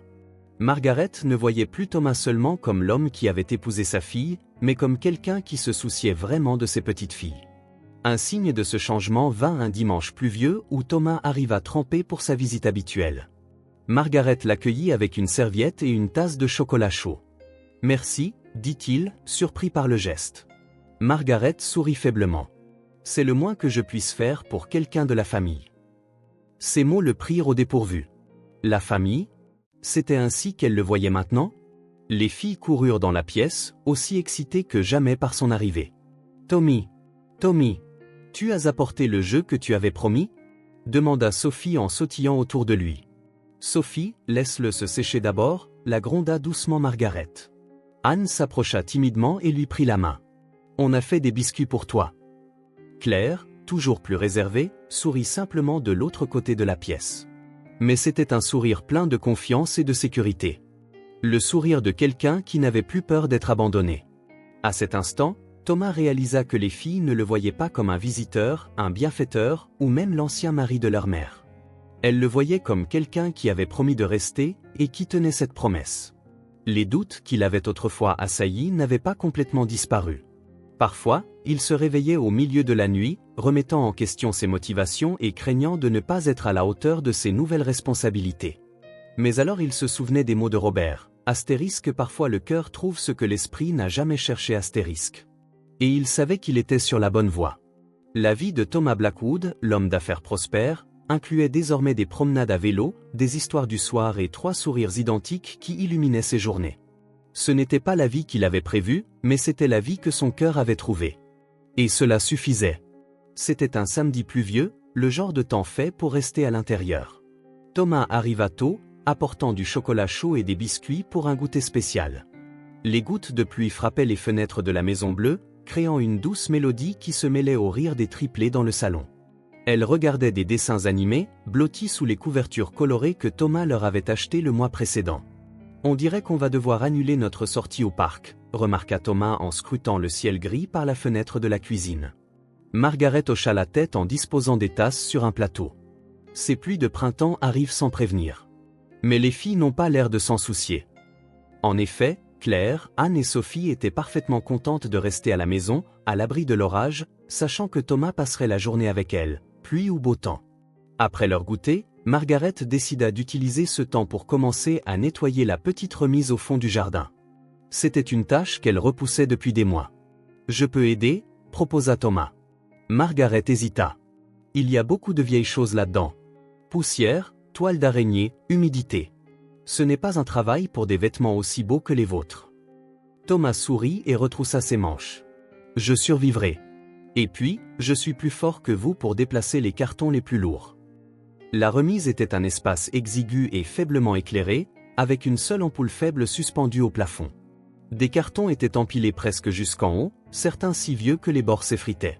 Il y avait des meubles recouverts de draps, des outils rouillés au mur et des jouets cassés dont les filles ne se servaient plus. « Vous gardez tout ?» commenta Thomas, étonné par le volume d'objets. « Vieilles habitudes » répondit Margaret. « Quand on a connu des temps difficiles, on apprend à ne jamais rien jeter.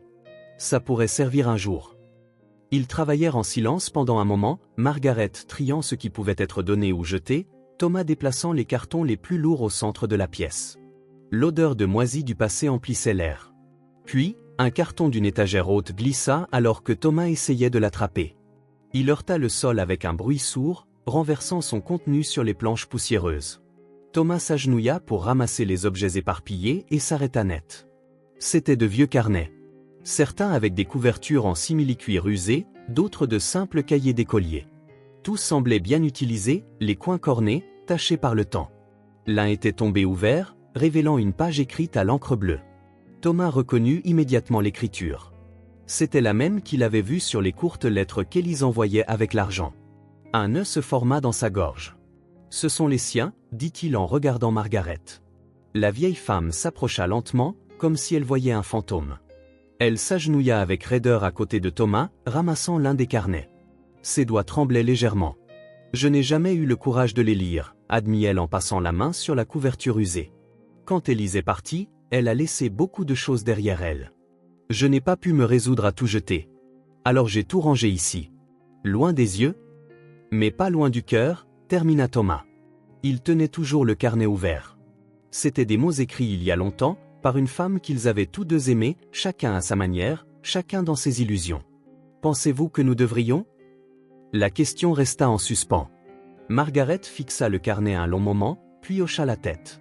Peut-être qu'il est temps. Peut-être que nous avons besoin de comprendre. Ils s'assirent là, sur le sol poussiéreux de la remise.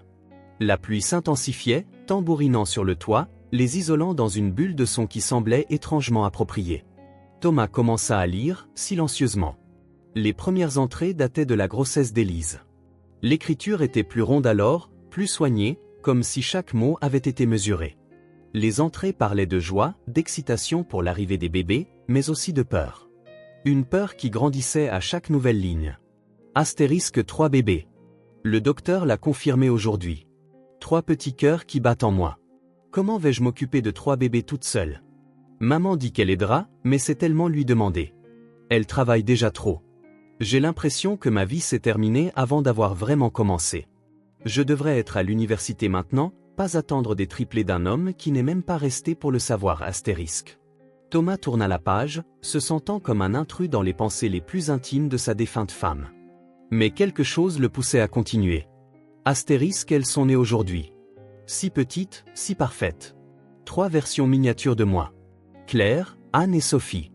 J'ai choisi les prénoms en pensant à des femmes fortes de la littérature. J'espère qu'elles seront plus fortes que leur mère. Maman a pleuré quand elle les a vues pour la première fois. Je crois que je ne l'ai jamais vue aussi heureuse, même avec toute l'inquiétude. Il y avait aussi des croquis. De délicats dessins des 3 bébés endormis, des détails de leurs petites mains et pieds, leurs expressions presque identiques. Élise avait un vrai don pour le dessin. Quelque chose que Thomas n'avait jamais su de la femme qu'il avait épousée. Tant de choses qu'il n'avait jamais su. Les entrées suivantes révélaient un épuisement croissant, de la frustration et un désespoir qui s'approfondissaient jour après jour. Je n'ai pas dormi depuis 3 jours. Quand l'une arrête de pleurer, l'autre commence. Maman fait paraître ça si facile. Elle sourit et chante en changeant les couches, comme si c'était la chose la plus naturelle du monde. Pour moi, c'est comme gravir une montagne sans fin. J'aime mes filles, mais j'ai l'impression de disparaître un peu plus chaque jour. Puis vint l'entrée qui serra le cœur de Thomas. J'ai décidé aujourd'hui. Je pars. Je ne peux pas être la mère qu'elle mérite. Je vois comment elle se calme quand grand-mère apparaît. Elle fera un meilleur travail, seule. J'enverrai de l'argent, autant que je pourrai. Un jour, quand je serai prête, quand j'aurai quelque chose à offrir à part ce sentiment constant d'échec, je reviendrai. Me détesteront-elles ? Comment expliquer que j'ai dû partir pour ne pas les détruire avec mon incapacité ? Thomas regarda Margaret. Des larmes silencieuses coulaient sur le visage de la vieille femme. Il n'y avait aucune accusation dans son expression, seulement une profonde et ancienne tristesse.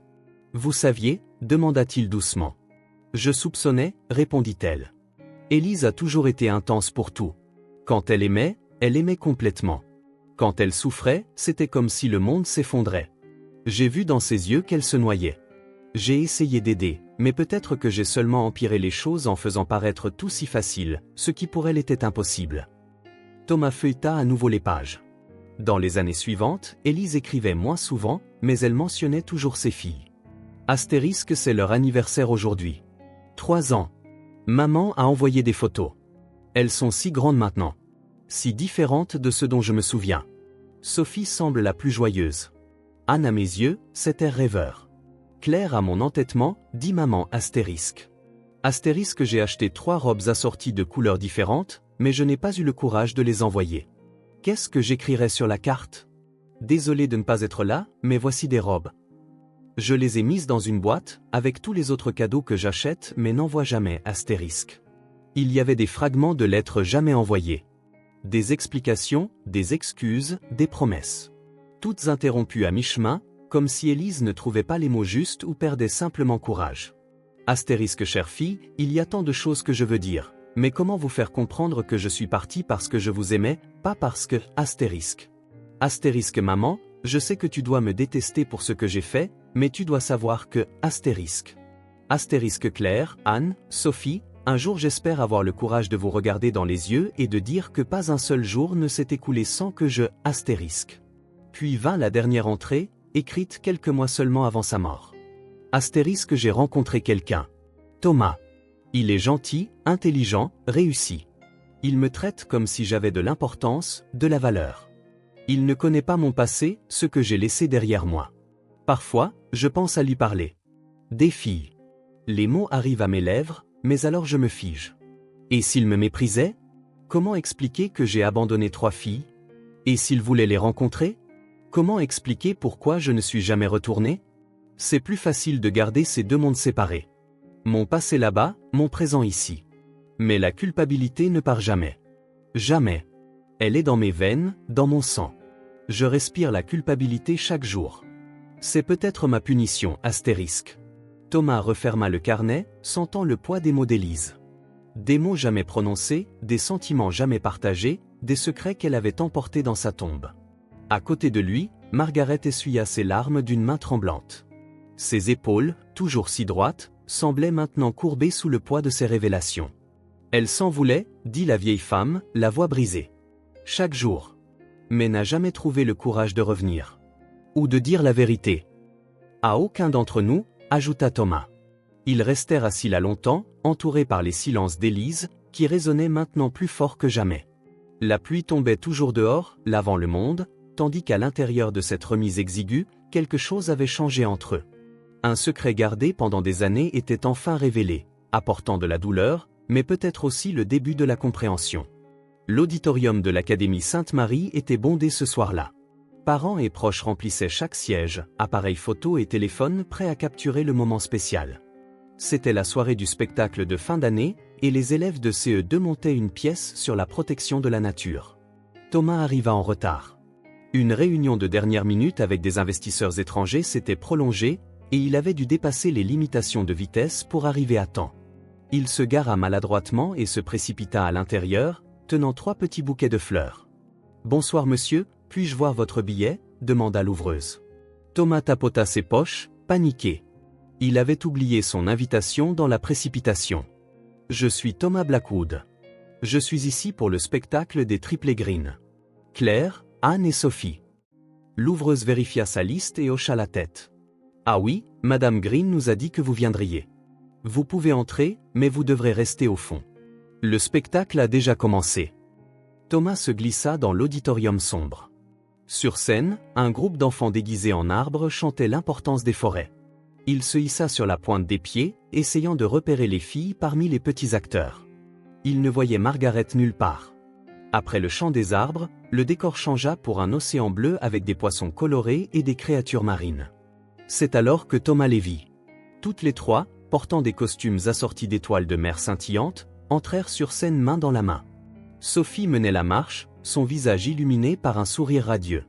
Anne suivait, l'air un peu nerveuse mais déterminée. Claire fermait la marche, sérieuse et concentrée, toujours la plus responsable. Une vague de fierté emplit la poitrine de Thomas. Elles étaient magnifiques. Les triplets prirent place au centre de la scène et commencèrent à réciter à l'unisson. « Nous sommes les étoiles du bleu océan.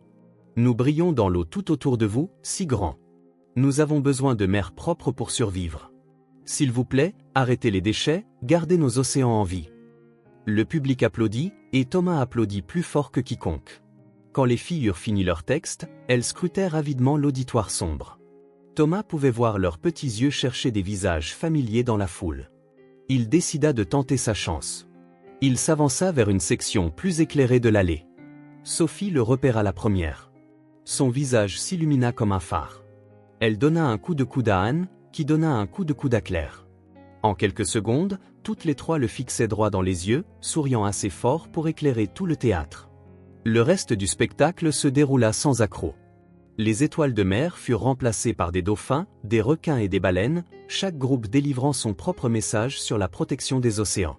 Quand la représentation se termina et que les lumières se rallumèrent, Thomas rejoignit les autres parents qui attendaient près de la sortie des coulisses. Il repéra Margaret avant qu'elle ne le voie, assise sur un banc non loin, l'air fatigué mais fier. « Margaret, dit-il en s'approchant. Les filles étaient fantastiques. » Elle sourit, mais il y avait quelque chose de triste dans ses yeux. « Elle l'était, n'est-ce pas? Merci d'être venu, Thomas. Je n'étais pas sûr que vous y arriveriez avec cette réunion importante. » « Je leur avais promis, répondit-il simplement. Et les promesses sont faites pour être tenues. » Juste à ce moment-là, la porte des coulisses s'ouvrit et les enfants commencèrent à affluer, encore dans leurs costumes colorés, courant dans les bras de leurs proches. Thomas repéra les triplés, se tenant toujours par la main, regardant autour d'elle avec excitation. Quand elles le virent, leurs visages s'illuminèrent. « Tommy !» crièrent-elles à l'unisson en se précipitant vers lui. Il s'agenouilla pour les recevoir, presque renversé par la force de 3 petits corps entrant en collision avec lui en même temps. « Tu es venu. Tu es vraiment venu !» cria Sophie, sautant de joie. « Tu as vu notre passage ?» demanda Anne, inquiète qu'il l'ait manqué. « On a tout fait bien, » déclara Claire, pragmatique. « Pas d'erreur. » Thomas rit en les serrant toutes les 3 dans ses bras. « J'ai tout vu. Et vous étiez les meilleures étoiles de mer de tous les océans.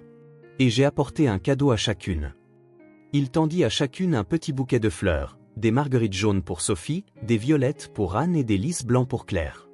Chaque bouquet avait une combinaison différente, spécialement choisie pour leur personnalité. « Elles sont magnifiques », s'exclama Sophie en enfouissant son nez dans les pétales. « Je n'ai jamais eu de fleurs avant », dit Anne timidement. Claire regarda son bouquet avec une expression sérieuse. « Je vais presser les miennes pour pouvoir les garder pour toujours. » Margaret observait à distance. Elle voyait comment ces petites filles regardaient Thomas avec une adoration complète, comment il répondait à chacune de leurs questions avec patience et une attention sincère. Le lien entre eux était presque tangible, comme un fil invisible les reliant. À cet instant, Margaret sentit quelque chose s'agiter dans sa poitrine. Un mélange de gratitude et de peur. Gratitude de voir ces petites filles heureuses, aimées par quelqu'un d'autre qu'elle. Et peur. Une peur silencieuse qui grandissait en elle, comme une graine plantée en terre fertile. Dans les jours qui suivirent le spectacle, cette peur grandit.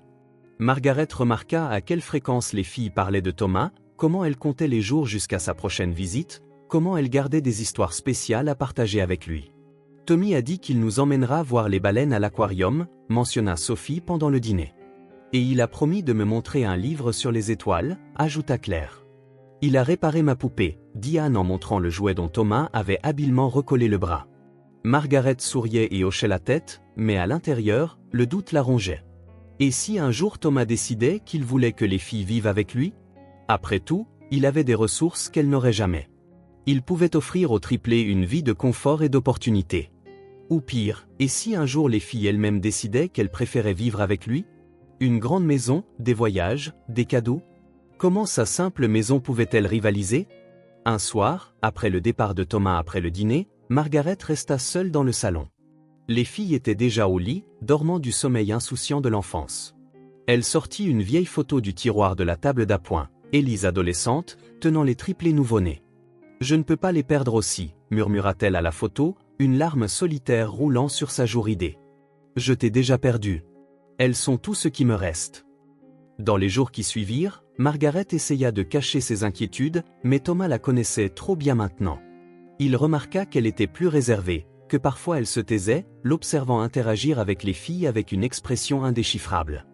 Un dimanche après-midi, alors que les triplés jouaient dans le jardin, Thomas aborda enfin le sujet. « Tout va bien, Margaret? Vous semblez inquiète ces derniers temps. » La vieille femme essaya de sourire. « Juste fatiguée. Ce n'est pas facile de suivre 3 petits tourbillons. » Thomas hocha la tête, peu convaincu. « Vous êtes sûr que ce n'est que ça? » Margaret hésita. Devait-elle partager ses craintes? Révéler sa vulnérabilité à l'homme qui, dans ses cauchemars, pourrait lui enlever ses petites filles? « Vous avez tant fait pour elles, » commença-t-elle avec prudence. « Les filles vous adorent. Elles parlent de vous tout le temps. »« J'adore être avec elles aussi, » répondit Thomas, ne comprenant toujours pas où elle voulait en venir. Elle prit une profonde inspiration. « Parfois, je me demande, qu'est-ce que vous voulez vraiment, Thomas? À long terme, je veux dire. » Thomas fronça les sourcils, confus. « Que voulez-vous dire? » Vous êtes un homme riche, habitué à obtenir ce que vous voulez. Les filles font partie d'Élise, la seule partie qui reste. Margaret tordit ses mains sur ses genoux. J'ai peur qu'un jour, vous décidiez que vous voulez plus que des visites. Enfin, Thomas comprit. Vous pensez que je veux vous les enlever? Ce n'était pas une question. Margaret hocha simplement la tête, incapable de parler. Thomas marqua une pause, regardant les triplés jouer dans le jardin.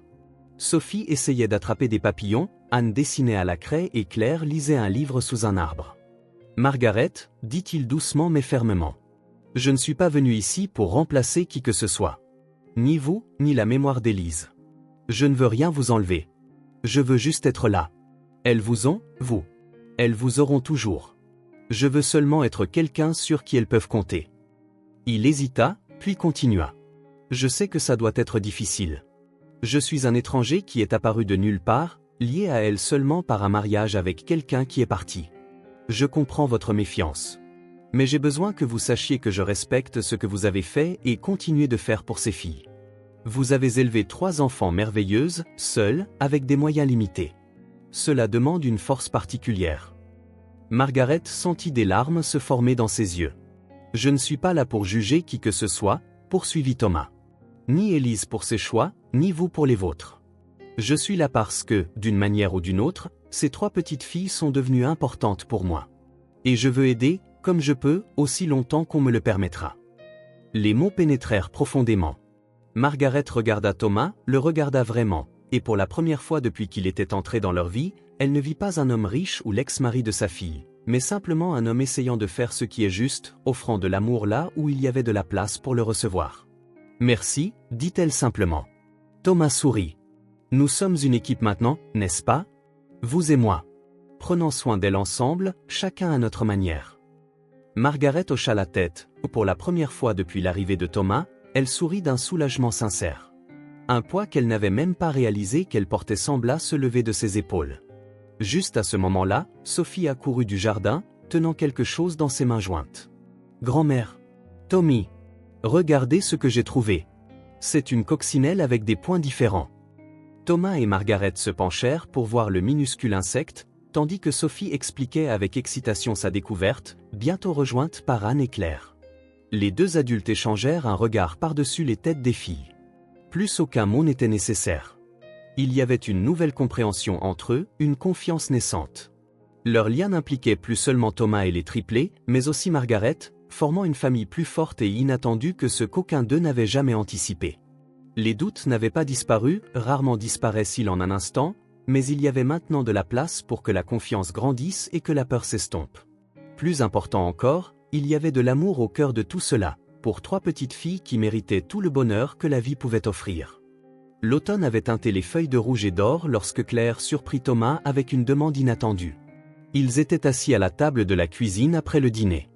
Margaret faisait la vaisselle et Thomas aidait les filles avec leurs devoirs de mathématiques. « Tommy, » dit Claire en levant les yeux de son cahier. « On peut aller voir la tombe de maman avec toi ?» Le crayon s'arrêta dans la main de Thomas. Sophie et Anne s'interrompirent aussi, se tournant pour regarder leur sœur, puis Thomas, attendant sa réponse. « Bien sûr, » dit-il finalement. « Si votre grand-mère est d'accord. » Margaret, qui avait tout entendu, se retourna de l'évier, s'essuyant les mains sur son tablier. « Pourquoi veux-tu ça maintenant, Claire ?» demanda-t-elle doucement. La fille haussa les épaules, essayant de paraître détachée mais incapable de cacher son émotion. « Ça fait longtemps qu'on n'y est pas allé. Et on veut lui montrer quelque chose. » Margaret et Thomas échangèrent des regards. Depuis la découverte des carnets d'Élise, une nouvelle compréhension s'était installée entre eux tous. Les filles, en sachant plus sur leur mère, ses luttes, ses peurs, ses échecs, semblaient traiter tout cela à leur manière. « Dimanche, » décida Thomas. « Nous irons dimanche, s'il fait beau. » Le dimanche matin, le ciel était clair, baigné de cette lumière dorée que seul l'automne peut offrir. Thomas arriva tôt à la Maison Bleue, trouvant les quatre déjà habillés. Sophie tenait un petit bouquet de marguerites du jardin, les mêmes qu'elles avaient prises la première fois. Anne portait une enveloppe rose. Et Claire avait un petit sac à dos. Le trajet jusqu'au cimetière dura 20 minutes. Ils le firent en silence, chacun perdu dans ses pensées. À l'arrière, les filles chuchotaient occasionnellement, s'agitant autour de quelque chose à l'intérieur de l'enveloppe d'Anne. Le cimetière était calme ce matin-là, avec peu de visiteurs. Une douce brise agitait la cime des arbres, faisant tourbillonner des feuilles dorées sur les tombes. « On peut aller devant ?» demanda Claire. Margaret hocha la tête, et les trois marchèrent le long du chemin de pierre. Thomas offrit son bras à Margaret, qui accepta avec un petit sourire. Ils suivirent les filles à une distance respectueuse. « Elles ont prévu quelque chose » murmura Margaret. « Je le sens bien » répondit Thomas. « Devrions-nous être inquiets ?» Margaret secoua la tête. « Non. Elles ont besoin de trouver leur propre façon de dire au revoir. De comprendre. » Quand ils atteignirent la pierre tombale d'Élise, les triplés étaient déjà là. Sophie plaça les fleurs sur la tombe. Anne tenait l'enveloppe ouverte. Claire sortit quelque chose de son sac à dos, une petite boîte à musique, comme celle qu'elles écoutaient avant de dormir. « On peut s'approcher » demanda Thomas doucement. Claire hocha la tête. « On veut lire quelque chose à maman. » On l'a écrit toutes les trois. Thomas et Margaret s'avancèrent. La simple pierre ne portait que le nom d'Élise et ses dates de naissance et de décès. Il n'y avait pas d'épitaphe, pas de message d'adieu. Anne sortit une feuille de papier pliée de l'enveloppe et l'ouvrit avec soin. Les trois se tinrent côte à côte. Claire remonta la boîte à musique, qui commença à jouer une douce berceuse. Les filles échangèrent des regards et commencèrent à lire ensemble, leur voix petite mais stable. « Chère maman, on sait que tu es partie quand on était trop petite pour se souvenir. Grand-mère disait toujours que tu nous aimais mais que tu devais travailler loin. Maintenant, on connaît la vérité. On sait que tu étais triste et que tu avais peur. On a trouvé tes carnets, et Tommy nous a aidés à comprendre certaines parties. Tu as écrit que tu ne savais pas comment être une bonne maman. Mais tu nous as donné la meilleure grand-mère du monde. Et maintenant, on a Tommy aussi. On veut que tu saches qu'on te pardonne, maman. On espère que là où tu es, tu n'es plus triste ni effrayée. Avec amour, Claire, Anne et Sophie. La berceuse continua quelques secondes après leur dernier mot. Thomas sentit une boule dans sa gorge. À côté de lui, Margaret essuyait des larmes silencieuses. Les filles restèrent immobiles, regardant la pierre tombale comme si elles attendaient une réponse. Finalement, Sophie se pencha et plaça la lettre sous les fleurs. « Tu crois qu'elle peut nous entendre » demanda-t-elle en regardant Thomas. Il s'agenouilla à côté d'elle, à la hauteur des trois. « J'aime croire qu'elle le peut, » dit-il, la voix chargée d'émotion. « Et je suis sûr qu'elle serait très fière de vous. » Claire, toujours pragmatique, fronça les sourcils. « Fière ? Pourquoi ? » Parce que pardonner est l'une des choses les plus difficiles et les plus courageuses que l'on puisse faire, expliqua Thomas. Surtout quand ça fait si mal. Vous trois, vous êtes plus fortes qu'elle ne l'a jamais imaginé. Anne s'avança et serra Thomas dans ses bras. Sophie et Claire se joignirent à elle. Margaret posa sa main sur l'épaule de Thomas, la pressant doucement. Là, sous le soleil d'automne, alors que des feuilles dorées tourbillonnaient autour d'eux, quelque chose trouva sa conclusion. Pas seulement le pardon des filles envers leur mère absente, mais aussi une acceptation plus profonde de tout ce qui s'était passé. Sur le chemin du retour vers la voiture, Margaret prit brièvement la main de Thomas. « Merci » dit-elle simplement. Il lui serra légèrement la main, comprenant tout ce qui n'était pas dit dans ces mots. Dans les semaines qui suivirent, Thomas parut distant, passant souvent des appels téléphoniques discrets qu'il terminait dès que quelqu'un s'approchait. Un jour, il arriva avec un dossier et demanda à parler à Margaret en privé. Les filles allèrent jouer dans le jardin pendant que les deux restaient dans la cuisine. « J'ai trouvé quelque chose que je veux que vous voyiez », dit-il en ouvrant le dossier sur la table. « Pas besoin de décider maintenant. Réfléchissez simplement. » À l'intérieur se trouvaient des photos d'une maison. Une grande et belle maison avec un jardin et des arbres tout autour. Il y avait aussi des plans d'étage montrant des chambres spacieuses, une large cuisine, un salon confortable. « C'est une maison », expliqua Thomas, près du parc, à environ 10 minutes de l'Académie Sainte-Marie. Elle a une chambre pour chaque fille, une pour vous, et même une chambre d'amis. Il tourna quelques pages, montrant des photos du jardin arrière. Dans un coin se trouvait une petite serre en verre, parfaite pour les plantes et les fleurs. « Pour vos herbes, dit-il. Je sais comme vous aimez les cultiver. » Margaret resta silencieuse, étudiant les photos. C'était le genre de maison qu'elle avait toujours souhaité pouvoir offrir à ses petites filles. « Nous ne pouvons pas accepter quelque chose comme ça, » dit-elle finalement en fermant le dossier. « Pourquoi pas » demanda Thomas. « C'est trop. Vous avez déjà tant fait pour nous. » Thomas eut un léger sourire. « Margaret, avez-vous déjà pensé à ce que vous et les filles avez fait pour moi ?» Elle le regarda, confuse. « Avant de les rencontrer, j'avais une grande maison vide. J'avais de l'argent, des entreprises prospères, mais je rentrais dans le silence chaque soir. Maintenant, j'ai des rires, des histoires, des petites mains qui me tirent pour voir un nouveau dessin. » Il marqua une pause. « Vous m'avez donné une famille. Il n'y a pas de prix pour ça. » Margaret sentit les larmes lui monter aux yeux. C'était vrai. Thomas avait changé depuis cette première visite hésitante. L'homme autrefois rigide riait maintenant facilement, s'asseyait par terre pour jouer à des jeux de société et ne se souciait pas si son pantalon était taché d'herbe. « Les filles ont besoin d'espace pour grandir », continua-t-il. « Claire a besoin d'un endroit calme pour étudier. Anne a besoin d'un espace pour son article. Sophie a besoin d'un plus grand jardin à explorer. Et vous, Margaret, vous avez besoin d'un endroit où vous pouvez vous reposer. » Elle savait qu'il avait raison. La petite maison bleue devenait exiguë.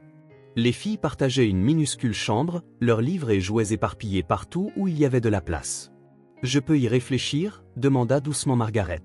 « Bien sûr » répondit Thomas. « Prenez tout le temps dont vous avez besoin. » Le destin accéléra la décision. Quelques jours plus tard, lors d'une violente tempête, le toit de la maison bleue s'effondra partiellement, provoquant une fuite majeure dans la chambre des filles. L'eau endommagea une partie du plafond, laissant une odeur de moisi qui ne partait pas. « Réparer coûtera une fortune », se lamenta Margaret après le passage du réparateur. « Et ça ne résoudra toujours pas tout. » toute la structure est compromise. Thomas, qui était venu aider en urgence, hocha simplement la tête, ne disant rien de la nouvelle maison. 2 jours plus tard, ce fut Margaret qui aborda le sujet. « Cette maison que vous m'avez montrée, est-elle toujours disponible ?» Thomas sourit. « Elle l'est. Et elle est prête quand vous le serez. » Margaret céda enfin. Elle voyait l'inquiétude dans les yeux des filles chaque fois qu'elle regardait les taches d'eau au plafond. Elle entendait Claire tousser le matin à cause de l'humidité. Elle savait que la maison, avec toutes ses réparations nécessaires, deviendrait bientôt un fardeau insupportable. Le déménagement fut prévu pour la fin du mois. Thomas s'occupa de toute la logistique, entreprise de déménagement, paperasse, même le transfert de la ligne téléphonique. Quand ils l'annoncèrent aux filles, leur réaction fut une joie pure. « On va avoir une chambre rien qu'à nous ?» demanda Sophie, incrédule. « Chacune aura sa propre chambre », corrigea Thomas. Leurs yeux s'écarquillèrent comme si elles venaient d'apprendre qu'elles allaient vivre dans un château. « Je peux peindre la mienne en lavande ?» demanda timidement Anne. « Je peux avoir une grande étagère pour mes livres ?» voulut savoir Claire. « Je peux avoir un perchoir à oiseaux près de ma fenêtre ?» s'enquit Sophie. Thomas rit. « Vous pouvez avoir tout ce que vous voulez. C'est votre maison maintenant. » Le jour du déménagement, les filles coururent partout, explorant chaque recoin. C'était une belle maison, avec des murs clairs et de grandes fenêtres. Un escalier en bois avec une rampe solide, parfait pour glisser dessus, comme Sophie le découvrit bientôt. La cuisine était spacieuse, avec suffisamment de placards pour tous les ustensiles de Margaret. Le salon avait une cheminée, parfaite pour les froides journées d'hiver. Mais la vraie magie résidait dans les chambres des filles. Thomas avait préparé chacune en fonction de leur personnalité. Celle de Claire avait des étagères du sol au plafond, un petit bureau avec une chaise en bois ancienne et un fauteuil près de la fenêtre, parfait pour lire. Celle d'Anne avait un chevalet, des boîtes de peinture et de crayons, et tout un mur peint d'un doux lavande. Celle de Sophie, la plus colorée, présentait une fresque murale de scènes de nature, oiseaux, écureuils et papillons. Quand les filles virent leur chambre, elles restèrent momentanément sans voix. Puis elles coururent serrer Thomas dans leurs bras, le renversant presque avec leur triple étreinte. « Merci Tommy !» cria Sophie. « C'est la plus belle chambre du monde » murmura Anne. « Comment tu savais exactement ce que je voulais ?» demanda Claire, toujours analytique. Thomas sourit. « J'ai prêté attention. » Margaret, debout dans l'embrasure de la porte, avait les larmes aux yeux. Thomas avait aussi préparé une chambre pour elle, avec un lit confortable, une malle ancienne restaurée et un fauteuil près de la fenêtre donnant sur le jardin et la petite serre. Pendant que les filles exploraient la maison, elle s'approcha de Thomas. « Comment pourrais-je jamais vous remercier ?» demanda-t-elle, la voix tremblante d'émotion. Thomas secoua la tête. « Vous n'avez pas à le faire. C'est votre maison. Je ne fais que rembourser la gentillesse que vous m'avez montrée. » Margaret sourit. « Vous êtes un homme bon, Thomas Blackwood. Élise a eu de la chance de vous trouver. »« C'est moi qui ai eu de la chance, » répondit-il. « Parce que vous m'avez tous laissé entrer. Même après tout. » Le reste de la journée fut consacré au déballage. Les quelques meubles de la maison bleue semblaient petits dans les pièces plus grandes, mais ils donnaient une touche confortable et familière. Thomas avait déjà fourni l'essentiel, de nouveaux lits, un canapé, une table à manger, des appareils électroménagers, mais laissait beaucoup de place pour qu'elles apportent leurs propres affaires, la rendant vraiment leur. En fin d'après-midi, quand le camion de déménagement fut parti et que les cartons les plus importants furent déballés, Thomas fit une suggestion. « Que diriez-vous d'un pique-nique dans le jardin pour fêter ça ?» L'idée fut accueillie avec enthousiasme. Ils prirent des couvertures, des sandwichs et du jus et s'installèrent sur la pelouse sous un grand arbre. Le soleil commençait à se coucher, peignant le ciel de teintes roses et oranges. Les filles explorèrent le nouveau jardin, découvrant une balançoire sur une branche basse, un petit bassin à poissons avec des carpes koi colorées et un parterre de fleurs sauvages qui attiraient les papillons. Alors que la première étoile apparaissait, tout le monde s'allongea sur l'herbe pour observer les étoiles.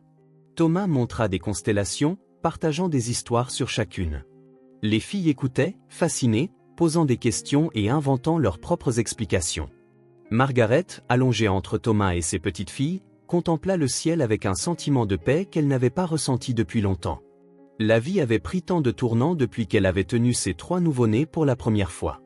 Tant de difficultés, tant de nuits blanches, tant de sacrifices. Maintenant, ils étaient là, tous ensemble, sous le même ciel étoilé, dans une nouvelle maison. Parfois, dit-elle doucement, la vie revient par une autre direction. Et on recommence. Thomas se tourna vers elle, comprenant la profondeur de ces simples mots. Les filles, fatiguées mais heureuses, se blottirent plus près de leur grand-mère, leur tête cherchant ce giron familier. Là, dans ce nouveau jardin, sous un ciel ancien, une famille d'un genre différent prenait forme. Une famille née non du sang ou de la convention, mais de l'amour, du choix, de l'appartenance. Thomas regarda les 4 silhouettes à côté de lui, la grand-mère résiliente et les 3 filles qui avaient changé sa vie. Il n'était pas leur père et n'avait pas l'intention de remplacer qui que ce soit. Il était simplement là. Constant, fiable, attentionné. Et pour la première fois depuis la perte d'Élise, il sentit qu'il était exactement là où il devait être.